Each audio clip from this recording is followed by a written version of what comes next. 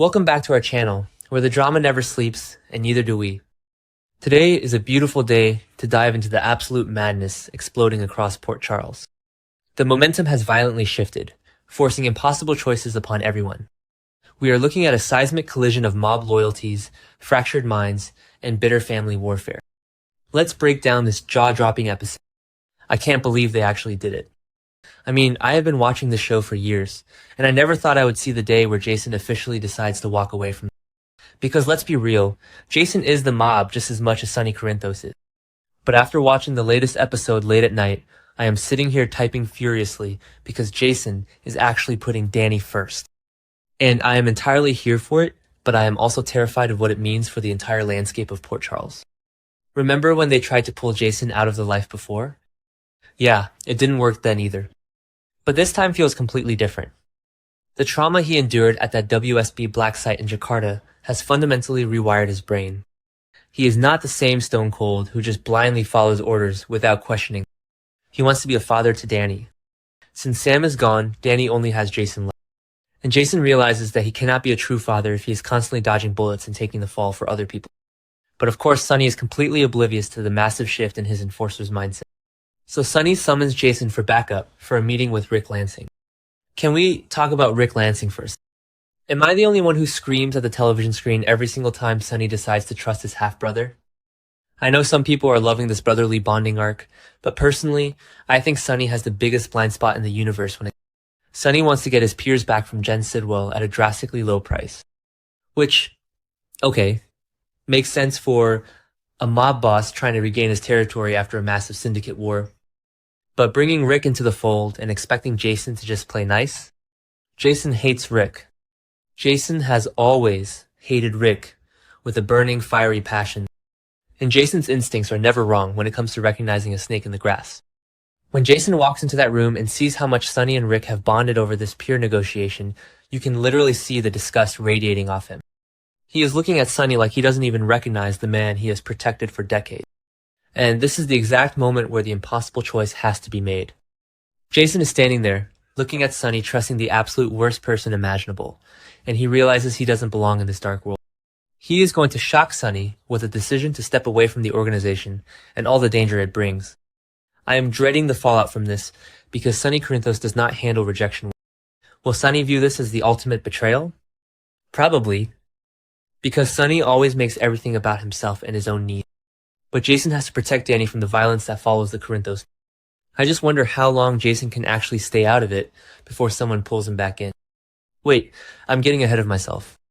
Before Jason can even fully extricate himself from the mob, he is still playing detective in the hospital hallway. Because even a retired enforcer cannot turn off his protective instincts when he smells trouble brewing.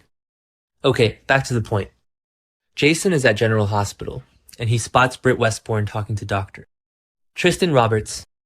Now, I am so incredibly frustrated with how Jason is treating Britt right now. I mean, he completely ghosted her after coming back from Indonesia. He slapped her with all that harsh backlash over the Cassius Faison secret, and now he is just creeping around watching her interact with other men? If you want to be out of her life, Jason, then stay out of her life. But no. Jason has to launch a mini investigation because he knows Tristan has a WSB. Tristan accompanied Jason on the flight back to Port Charles, and Tristan is clearly hiding something massive. Jack Brennan has been pressuring Tristan at the hospital, and Tristan is pushing back, insisting he will give his reports to the WSB when there is something to report. Jason corners Britt to ask exactly how much she knows about the new doctor. Britt, who is already at her absolute breaking point, admits she doesn't know much other than the fact that Tristan is a cardiac surgeon and they absolutely do not get along. I kinda love that Britt is just antagonizing everyone right now.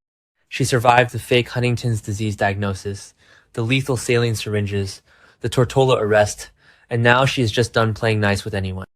But Tristan's presence at GH is a massive red flag waving right in our faces. He is trying to leave his past behind, but the WSB doesn't just let people walk away, especially doctors with high-level clearances. Jason digging into Tristan's background is going to unearth some serious dirt, and I am terrified that Britt is going to get caught in the crossfire all over again. Hasn't Britt suffered enough for one lifetime? Why does the WSB keep orbiting her life and ruining her chances at happiness? Speaking of people who have suffered enough and the WSB ruining lives, Anna Devane. I am literally shaking just thinking about what is happening to Anna right now. I've been a fan of Finola Hughes for decades, and this storyline is giving me absolute chills because of how dark it is getting.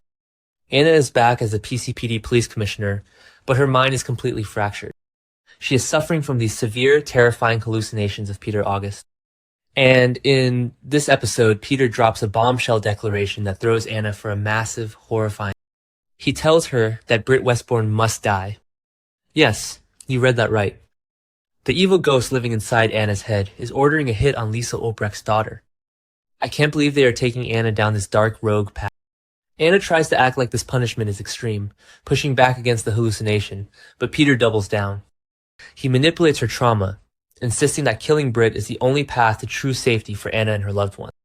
Because in Anna's twisted, hallucination-driven logic, Britt's connection to Cassius Faison and the whole Windermere nightmare makes her a lingering threat.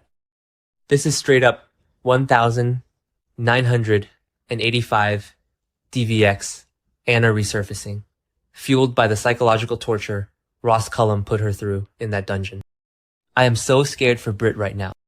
Britt is already dealing with Jason's rejection and Tristan's shady behavior, and now the chief of police might secretly be plotting her murder? This is insane. And I am entirely here for the drama, but I am dreading the moment Anna actually crosses. Will Valentine figure it out before she does something she can never, ever take back?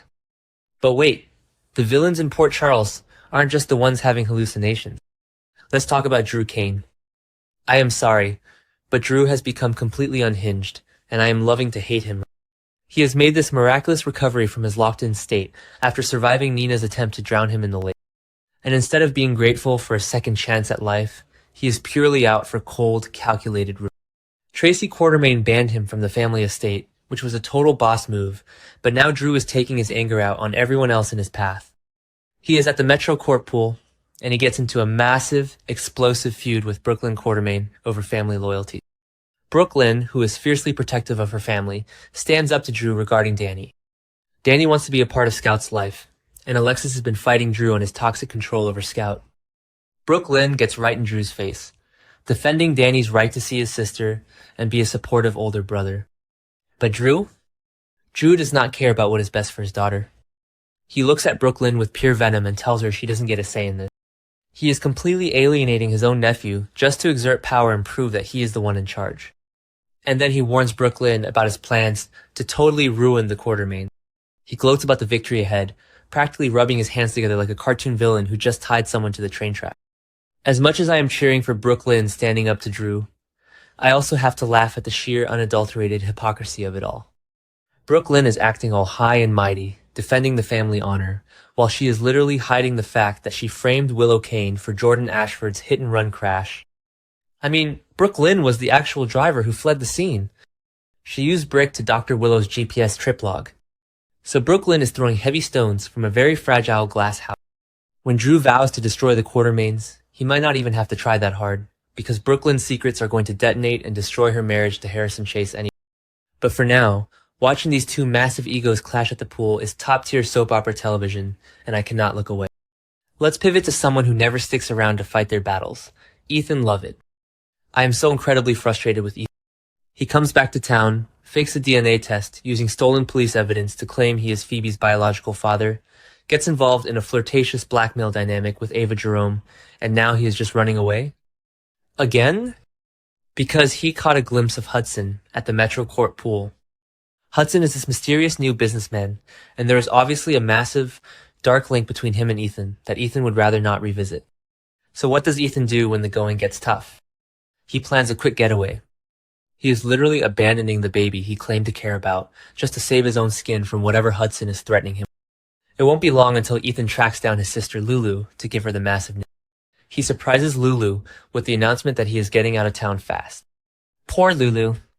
She is already dealing with the heartbreak of finding out Nathan was actually Cassius Faison, and the immense stress of Charlotte's custody drama with Valentine, and now her brother is just bailing on her without a proper explanation. Ethan's hasty exit is going to leave a mountain of unanswered questions. What is the real story with Delilah Wilson? Who is Phoebe's actual father? Ava knows Ethan is lying, but will she expose him now that he is gone? I hate that Ethan is leaving, but I am so ready for the fallout of his messy paternity scam to hit Brook Lynn and Chase, who are fostering Phoebe and hoping to adopt her. Let's take a breath and look at the lighter side of Port Charles, which of course is still laced with toxic drama just beneath the surface. The softball league action is heating up. Dante Falconeri is giving Elizabeth Baldwin some tips ahead of the big game. It is so nice to see Dante and Liz bonding over something normal. They have this great, supportive friendship that feels so grounded. But Rick Lansing is watching them. Rick is consumed by this toxic, possessive jealousy as he sees Dante and Liz growing closer on the field. Rick cannot handle Elizabeth moving on or being happy with anyone else, let alone Sonny's. I swear, Rick is going to sabotage this entire softball tournament just to get between them. It is classic Rick behavior, and it proves exactly why Jason doesn't trust him for a single second. And finally, we have a budding dynamic that I am totally here for. Lucas Jones is questioning Detective Joe Fitzpatrick. Lucas asks Joe if he might have caught something that everyone else didn't notice. Now, the spoilers are teasing that this could be about softball strategizing, or it could be about the massive Jen Sidwell trial take. Given that Sidwell literally held Lucas at gunpoint and blamed him for Marco Rios' murder, I am betting Lucas is trying to find a legal loophole or hidden evidence to bury Sidwell for good. Joe is a great cop, even if he got fooled by Cassius Faison for a while, and having him team up with Lucas is brilliant. But beyond the trial or the softball game, the chemistry between Lucas and Joe is palpable. General Hospital spoilers are heavily suggesting that Joe and Lucas could become a couple down the line. And honestly, I am so ready for it. Lucas has been through so much trauma lately. He lost Marco, he had to deal with the saline syringe fake-out guilt, and he almost died at Windermere. He deserves a good guy like Joe Fitzpatrick. Joe is steady, reliable, and exactly the kind of grounding force Lucas needs in his chaotic life. I am going to be watching their interactions. If they start bonding over softball and taking down mobsters, I will be the absolute captain of their ship.